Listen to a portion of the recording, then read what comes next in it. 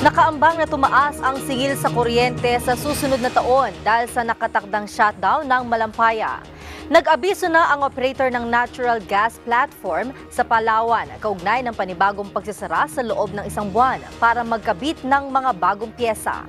Malaki ang epekto nito lalo't ang Malampaya ang pinagkukunan ng mas murang panggatong ng mga plantang nagsusupply ng kuryente sa Manila Electric Company o Meralco. Ayon kay Sebastian Quiñones, Managing Director ng Shell Philippines Exploration, BV, nakipag-ugnay na sila sa Department of Energy o DOE kaugnay ng shutdown. Ayon naman sa DOE, ngayon pa lang ay dapat nang maghanda ang mga power distributor sa pagkontrata sa mga backup suppliers ng kuryente.